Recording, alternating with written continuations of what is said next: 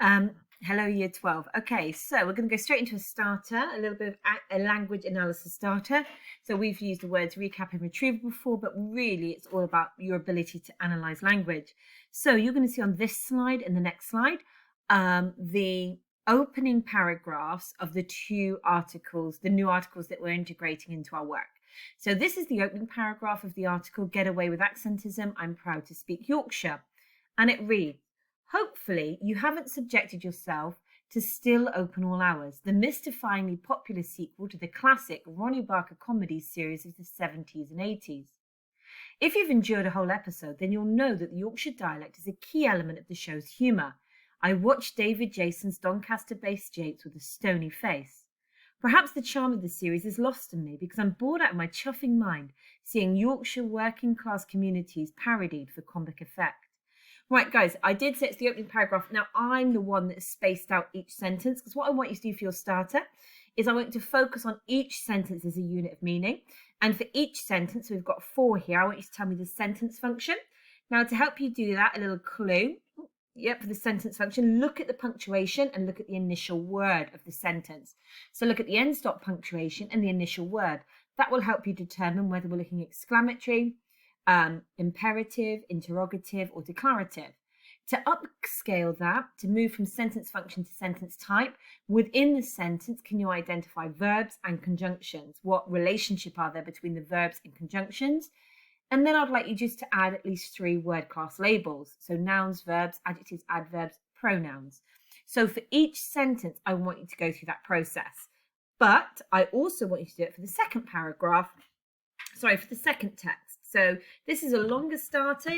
Okay, for the second one, we have here the opening of the rise of accent softening. Why more and more people are changing their voices. Now, this opening paragraph is made up of 2 sentences. I feel that this award was not made to me as a man, but to my work, a life's work in the agony and sweat of the human spirit, not for the glory and least of all for profit, but to create out of the materials of the human spirit something which did not exist before. Sentence 1. Sentence 2. As I read this extract from William Faulkner's Nobel Prize acceptance speech, I hand a plastic spoon to my voice coach every time I arrive at an important word. So in this opening paragraph, I would like you to tell me for each sentence its function, type, and again 3 word classes. Now, I'm going to be realistic with you. I'm going to magically pause the screen, and when I come back in a minute, you're going to have done this. So I would say you need to give yourself maybe 10, 15 minutes. So it's a good, healthy kind of starter, this one. I say 10 minutes. I mean, 15 is probably a very generous 15. Definitely. You don't want to be there longer than 15, but if you're back into the lesson in 10 minutes time, we'll go and think through some of these ideas together. Okay, so really we're looking for sentence function, sentence type, and then 3 word classes per sentence. Okay, so I'll see you in about 10 minutes and then we will go through these responses together. Right, lovely people. So just to go through this, I've made my screen smaller so that we can just start to have a look at the rationale, the thinking process between our labeling. So it says here sentence function. We'll look at the punctuation. Okay, there it is. We've got a full stop over here and we want to look at the initial word, hopefully. Now, if we see a full stop and a hopefully, an adverb, okay, we can tell ourselves that this sentence function is a declarative. Now, it's a declarative because interrogatives are going to end with question marks, exclamatories are going to end with exclamation marks, and the imperative would have the full stop, but what would come at the start of that sentence? The verb. So we're looking at a declarative. Now, to help us think about sentence types, simple, minor, complex, or compound. So a simple sentence is going to have 1 main verb, minor sentence, no verbs. Okay, a complex and a compound sentence then is going to have a combination of 2 or more verbs or verb phrases, and it's the conjunctions that are going to help us make the determining choice. So with a compound sentence, we're going to be looking for and, or, but, so. But remember, if within the sentence that has and, but, so, or, we have a subordinating conjunction such as because, that, which, we trump the compound and it becomes complex. So let's just have a little think about that together. Okay, so I'm just going to get rid of that for a minute. So let's have a look then. Hopefully you haven't subjected yourself. So there's my first verb, okay? Hopefully you haven't subjected yourself to Still Open All Hours, the mystifyingly popular sequel to the classic Ronnie Barker comedy series, of the 1970s and 80s. Now, guys, we've only got one verb phrase. All of that information working around that verb phrase is actually kind of expanding the description. And actually, the mystifyingly popular sequel to the classic Ronnie Barker comedy series of the 1970s to 80s is a huge expanded noun phrase. So we've got a simple sentence. Now, this is a good little point to remind ourselves. We can't always think that simple sentences are short. Okay, simple sentences can be expanded through the use of appositives, noun phrases, and descriptive elements. So we're looking at a simple sentence. Now, that could help us then label word classes. So hopefully you haven't subjected yourself. So that's creating the past tense negative form of the verb to subject. So we've got past tense verbs. Okay, now hopefully this sentence begins with an ly word. So we've got the adverbial. We could say adverbial of manner. And we've got the you. Hopefully you. Now the you there is operating as a subject, but it's also replacing the noun. So pronoun.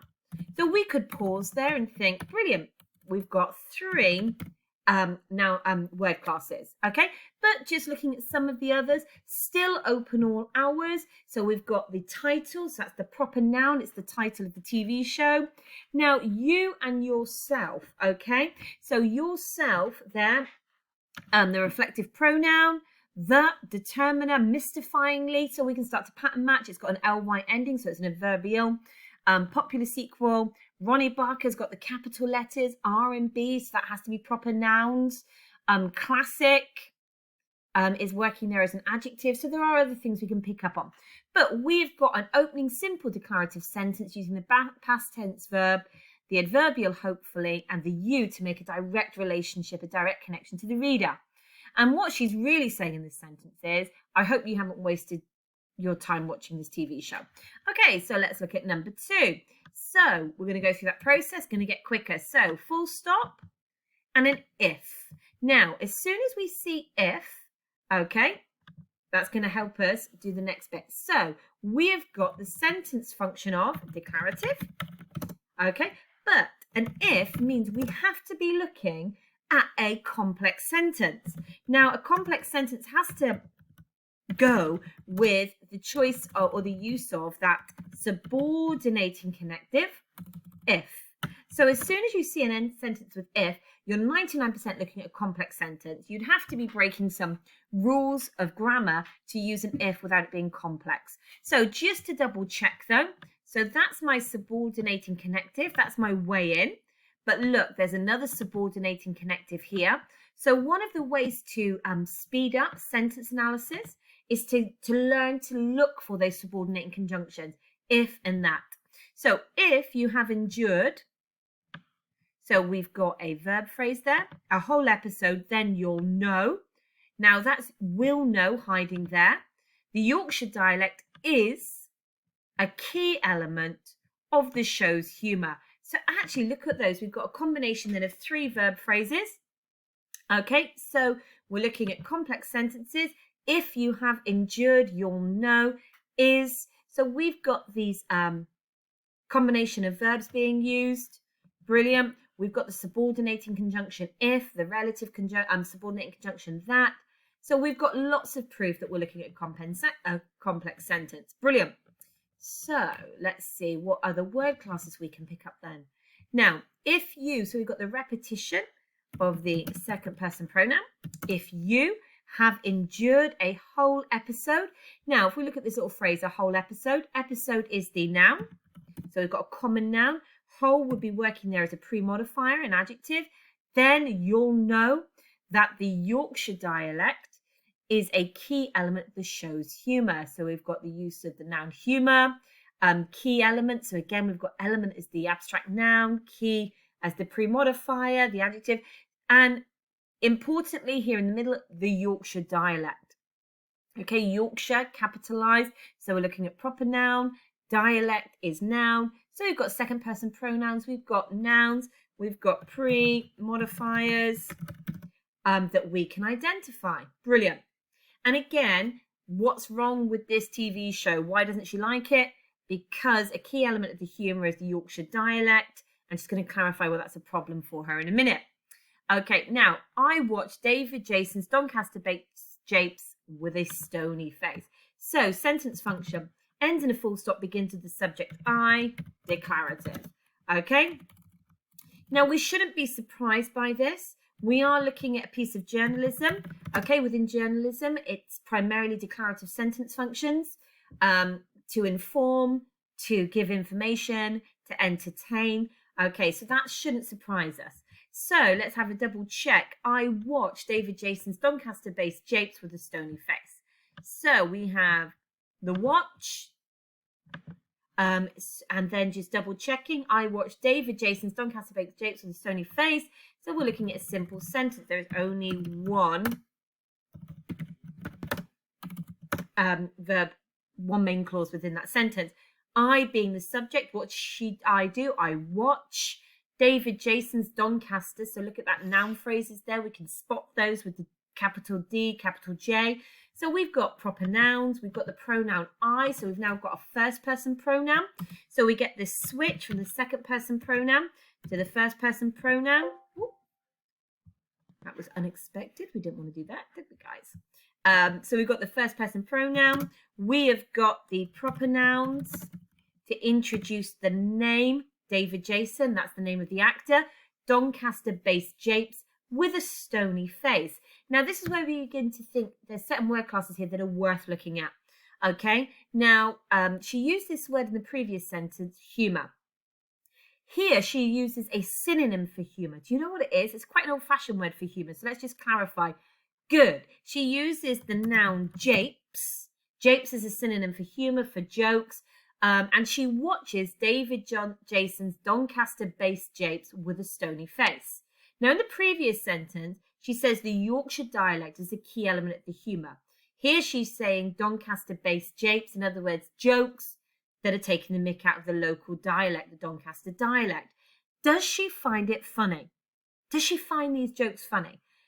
How do we know she doesn't? She uses this noun phrase, stony face. And within that, then, the use of the adjective stony shows that actually in watching this TV show, she is not amused. She doesn't find it funny. And actually, the idea that she's against this show comes through in things like the verb choices of subjected and endured, and that she does it and mystifyingly suggests, I don't get why people find this funny. So she's already introducing the perspective that there's a TV show and she doesn't like it. And why doesn't she like it? Okay. Let's have a look at the last sentence to find out. So, sentence function. Let's do that real quick. So, we've got the full stop at the end. Here we go. And we've got the perhaps at the beginning. So, we're looking at a declarative. Brilliant. We've then got, for verbs and conjunctions, let's have a little look together. Perhaps the charm of this series is. Now, guys, is the present tense of the verb to be. Now, is the present and the verb to be is what I would say a chameleon. It looks different. So, it has so many different variations. It's an irregular verb. It looks like are, is, am. So we've just got to learn to confidently identify the verb to be in all its forms, because it is also really difficult to spot, but a real high frequency verb. It is used in so many texts. Okay, so we've got our first verb. Perhaps the charm of this series is lost on me because I'm bored. Now, what do we say? It hides. There we go. That's an am hiding there through contraction. Okay, but it's actually coupled with the bored. Okay, because I'm bored out of my chuffing mind by seeing Yorkshire's working class communities parodied for comic effect. Now, to parody, I'm going for the ed ending there, but we've definitely got more than one verb. So we know, we're trying to decide now, is this compound or is this complex? Now, we said you've got subordinating conjunctions, okay? And as soon as you see subordinating conjunctions, hello subordinating conjunction, because we could argue we're looking at a complex sentence. Why? It's got more than one verb and it's using a subordinating conjunction because. But let's just have a little look then Are there any other words that are being used to connect these clauses? So perhaps the charm of this series is lost on me because I'm bored out of my chuffing mind by seeing Yorkshire's working class communities parodied for effect. So in this instance, by is also being used as a connection. Okay, it's connecting those clauses. Okay, brilliant. So we could definitely tick off lots of ways that we can confirm we're looking at a complex sentence. So when we're looking at some of those other noun word classes, okay, so I'm just going to get rid of those. We need 3. Perhaps the charm of this series is lost on me because I'm bored out of my chuffing mind by seeing Yorkshire's working class communities parodied for comic effect. Now, what we can begin to do when we read, guys, is look for patterns. Now, we've seen the abstract noun humour. We've seen japes. Do you know which words we can zoom in on in this sentence that link to that semantic field, that are linked to the idea of jokes? Brilliant. Comic effect. Now, effect, the effect, okay, so is a noun. Comic effect, comic is an adjective. So we've either got the noun phrase or we could break it down into its parts. We've got the adjective comic effect. So comic effect, japes and humour are all part of the semantic field of humour, of comedy. But this isn't comedy that's making her laugh. This is comedy that's making her angry. So actually this verb, parodied, is also part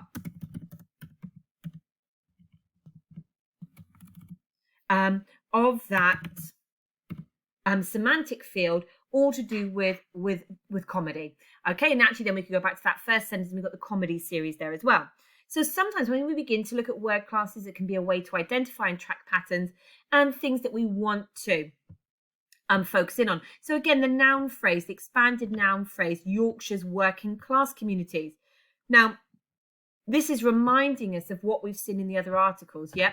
That we see a correlation, a relationship between attitudes towards different classes based on the way they speak. So this is saying, so in other articles we've seen people maybe not getting the jobs they want because of the way they speak, a concern that people might not get into the schools that they want, that teachers are being advised differently, that it's having an impact on promotion. Here it's saying that accents can also be a source of humour. We laugh at people's accents. Now, so far, we might say, well, what's wrong with that? We laugh at lots of things. But when she builds it up to this idea of parodying and that it creates a stony face response, I think it's this idea that when we laugh at something, it treats, it takes away the seriousness. So if we're laughing at accents, how can we then turn around and say it's wrong to discriminate because of accents? It creates a very mixed message. Now, we also met Katie Edwards in the Shut Your Face. So there's also a language here that makes me think this sounds like Katie Edwards. Can you see the word in this last sentence that might make me think this sounds like Katie Edwards? If we imagine Shut Your Face, your tip. Is there a word here that sounds like her, the tone of her as a writer? Brilliant. Look at this phrase, my chuffing mind. So again, it's that expanded noun phrase, but using that taboo word chuffing. Now, we are on YouTube. We are a class. So I'm just going to allow us to imagine what real swear word or taboo word would that chuffing be a euphemism for? You know it.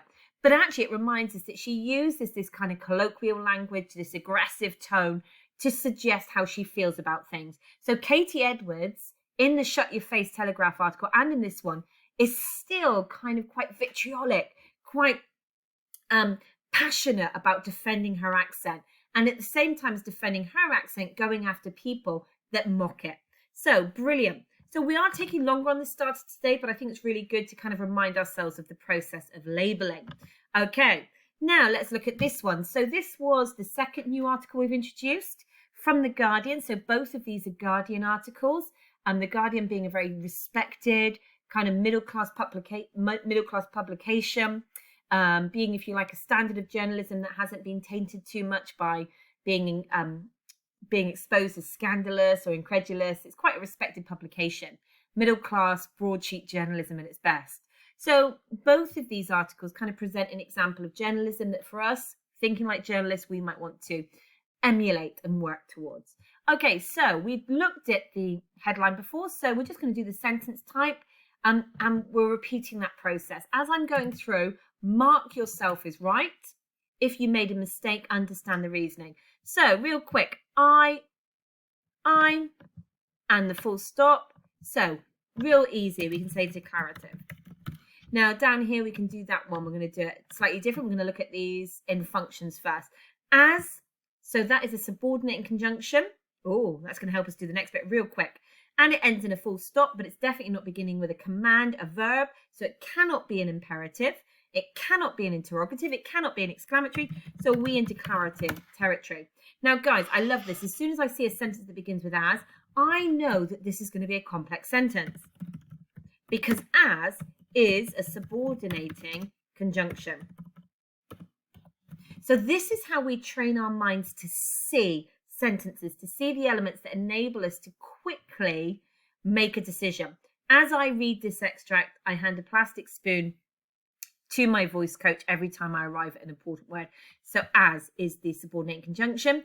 And we'll come back to the verb classes, the word classes in a minute. So let's look at this one. So I'm going to start at the beginning of the sentence. As soon as I hit a subordinating conjunction, I'm going to pause or a conjunction and start to think. So I feel that. Now, as soon as I've got my that, like an as, I can pause there and confidently say this has to be a complex sentence. Now, to be honest, guys, some sentences are harder to identify than these ones. These are very explicitly complex. But I just want to draw attention to something, because this is a coordinating conjunction. And if I'd have looked like at the big sentence and not started here with the that, I might have seen, oh, look, and there's another but. I would have seen all these buts. I spot an and I might have said to myself, this has got to be coordinating conjunctions, yet this has to be a compound sentence. But we remind ourselves that the that trumps the but. And yes, I did just say that on camera, that trumps the but. But complex sentences then. Now, there is a name that can be used when you have this combination of subordinating and coordinating conjunctions. We could say it's a complex compound sentence.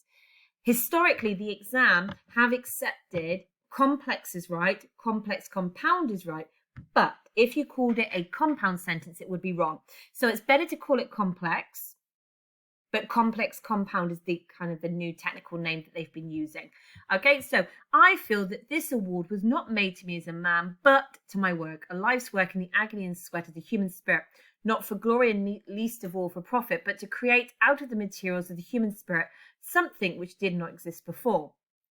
Okay, now in itself, this sentence, if we start looking at the word classes, has nothing to do with our topic. There's no mention here of accents.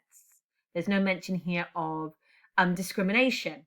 There's no mention here of anything that would seemingly make sense to us to anchor us to this idea of elocution, accent softening. So this is what we would say as an opening sentence, as an opening paragraph, is seemingly quite obtuse, quite hard to anchor to our topic, but it doesn't mean we cannot analyze it. So we could talk about, again, I feel. Now, guys, what I want to just do with this I feel is important. If we just said, it's a first person pronoun. Oh, this must be a first person article. It must be, because it's got the first person pronoun I, yeah? But at the beginning and the end, we have speech marks. What do speech marks tell us? This is a quote or a spoken idea. It's from somebody else. This is a example of reported speech or direct speech. So although it's not a word class, I'm going to make a note here that this is an example of speech because of the speech marks. In other words, this first person I feel isn't necessarily the voice of the writer because of the speech marks, okay? So we could say we've got the first person pronoun. I feel that this award was not made to me as a man, but to my work, a life's work in the agony and sweat. So we could talk about the agony and sweat. So we've got those abstract nouns. We could have said we've got the stative verb feel. We've got the abstract nouns that could go agony, sweat, glory, profit, but to create out of the materials of the human spirit something which did not exist before. So it's a very grand quote. And actually, we need the second sentence to help us anchor it. So as I read this extract. So here we do have, okay, in this verb phrase, as I read this extract, in this subordinate clause, this opening subordinate clause, we get anchored. So this quote, this article begins with a quote of somebody reading from an extract. And we learn that it's from William Faulkner's Nobel Prize acceptance speech. So the I feel quote is from a speech, and it's anchoring us into this voice. As I read this extract from William Faulkner's Nobel Prize acceptance speech, I hand a plastic spoon to my voice coach every time I arrive at an important word. Now, if we were looking at that sentence, and we know our topic is accents, our headlines talk to us about the rise of accent softening, why more and more people are changing their voices, we might want to look at this. Okay, so we've got my is the determiner, the possessive determiner. Voice coach is the noun naming somebody. And suddenly we realise, although it seems quite an abstract opening, it's what's that? This I, as I read this extract, tell us. Think about the pegs we looked at last lesson. We're looking at an anecdotal opening. And this anecdotal opening is the anecdote, the story of somebody who is somewhere with a voice coach. Now, that could be to do with the rise of accent softening that is mentioned in the headline. And although it's not on this page, the Stand First talks about elocution lessons. So we've got an anecdotal opening here of somebody getting elocution lessons with a voice coach. And that's going to become the peg, the launch point to talk about accents and why people are softening them. But what we might just want to get there is that we've got lots of lovely word classes. So we've got noun phrases in here. We've got the verb, read, I hand. We've got this quite abstract idea of I hand a plastic spoon, but that's part of the voice coach process. We've got noun phrases, we've got verbs. We've got the proper noun for William Faulkner. So we've got lots of linguistic stuff going on. So although it took us longer to do that analysis today, we are not in a rush. When I do the language, each question with you, I like to take it slowly. I like to use it to return to and strengthen other ideas. And that's a really lovely opening for us. And it's going to be useful later on this lesson. Okay, so good opening. If you identified a noun by word class, something I haven't picked up on, the easiest way to double check, put it into a dictionary app and it will tell you what word class you're looking at. You can put sentences, you can say word class finders, you can put sentences, phrases. The internet is a wonderful thing. So if I didn't talk about the words you'd picked up on, just make sure you got it down. Okay, so but back into today really for us. So yesterday we started to do the transformation of headlines. Okay, now again, this process is really deliberately breaking it down in a way that we can practice. Practice makes perfect. Now, what does it tell us next then? We're going to be looking at the stand first and bylines today. Now, here is the stand first that we've analysed already from the BBC Work Life article. Some of us will speak with a posher voice if we think it will make the right impression, but is it worth it? Accents are more than just about how we speak, writes Chi Lu. Okay, guys, so we're going to practice transformation of stand first. Now, I do appreciate it feels a bit abstract. In other words, we haven't really said or thought to ourselves, well, what do I think about the attitudes towards accent? What is my opinion? Not because I don't think your opinion's important, but I want to really focus on using transformation as a way to give us a platform for writing like journalists, to give us a play with language, a way to play with sentence structures, word choices, that takes pressure off having to think of our own big ideas just yet. So I do appreciate this is an exercise yet in transformation and thinking, okay, I'm not going to overthink whether I agree or not. I'm just going to practice with the way that word choices are made. So if we look at this one, some of us will speak with a posher voice if we think it will make the right impression. But is it worth it? Accents are more than just about how we speak, writes Chi Lu. So I just need to make it smaller for us again. So I want us to think about how we could transform that for ourselves. Now, it's as I just show this process. Okay, so some of us will speak with a posher voice. So what this one is really reminding us of, okay, is that actually some of us will speak with a posher voice. In other words, what are some people doing? What have we been learning about? So when we think about Laboff and what his theory showed us about the people in department stores, what were those workers doing? So in the higher end department stores, they were adapting the way they spoke. Not too shabby. They were using, sorry, that was my, that was quite funny. That was my phone somehow picking on something I just said to say not too shabby. Don't know why it came up with that, but terrible distraction. So let's think about Laboff. Okay, so Laboff was saying that in his higher end department stores, through his study of the New York department stores, that people were adapting, so the workers were adapting the way they spoke in order to kind of ingratiate themselves, to make themselves sound like the people, the middle to upper class people that they were serving. Giles reminds us, okay, that people will accommodate each other, that there will be divergence and convergence, that people will converge towards a speech pattern, a way of speaking that decreases social distance. So in other words, people want to sound like other people. We know from other things we've looked at that there's the intrinsic and extrinsic motivation. Some people will feel an enormous external pressure from the world outside of them to adopt the standard, to speak like most people, or to speak like, sorry, not most people, but like the acceptable standard. Most people want to conform to fit in. So those are the ideas that are really in our heads that we can use when we begin to change some of the words. Now we're going to do one together, like word for word. Then I'm going to ask you to do one with a bit more independence and then look at the others for yourself. So by the end of this session, you will have 4 stand firsts, okay? And then again, when we start to put the article together, we will choose the bits that we like to kind of create the cohesive whole.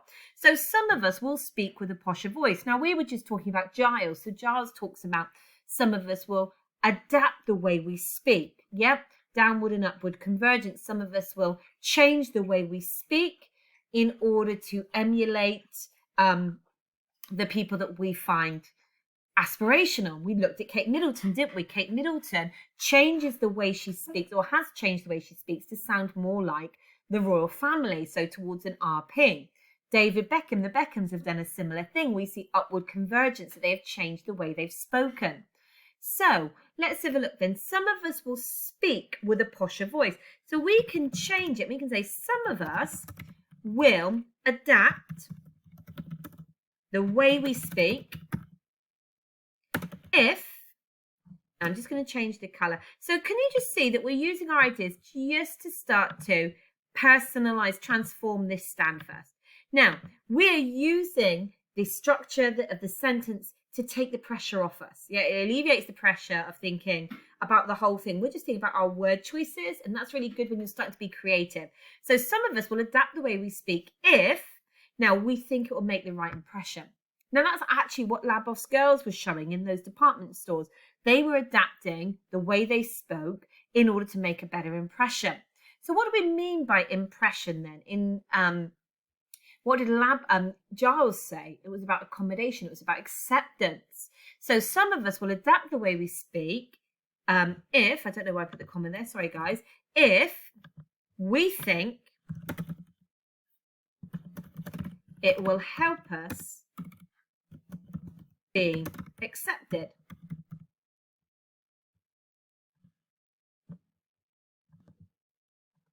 So again, we've got the phrasing, we think, and we're taking it so far and then we're beginning to adapt it. So some of us will adapt the way we speak if we think it will help us be accepted. But, we're going to keep that one. Now, is it worth it? So really this question of worth it comes through in all of these articles with really, is it the right thing? Is it the right thing to adapt? Is it the right thing to change the way you speak in order to get accepted? Okay, some of us will adapt the way we speak if we think it will help us to be accepted. But is this right? Is this okay? But is it worth it? So some of us will adapt the way we speak if we think it will help us to be accepted. But is this right? Accents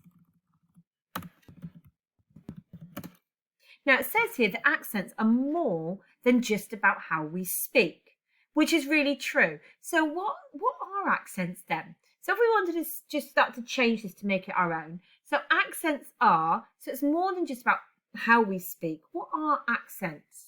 What have we seen in the articles that we've analysed? That actually, why is Katie Edwards, we looked at that, I did love her closing of the Shut Your Face article. She says, I love where I'm from. I adore where I'm from. She was really what? She was really proud, wasn't she? She was really proud. So we could say accents are more than just about how we speak. So we could say accents are, now this is where the thinking process kicks in. I'm really thinking for you live on screen. So accents are more than just about how we speak. So we could say accents are really a part of who we are. So accents are a part of who we are. Now, guys, I am not Chilu, but I'm going to make my stand first. Here's my embedded byline, sorry. Writes Amy Deutsch. Now, that's the best and quickest way to fake a stand first. A byline.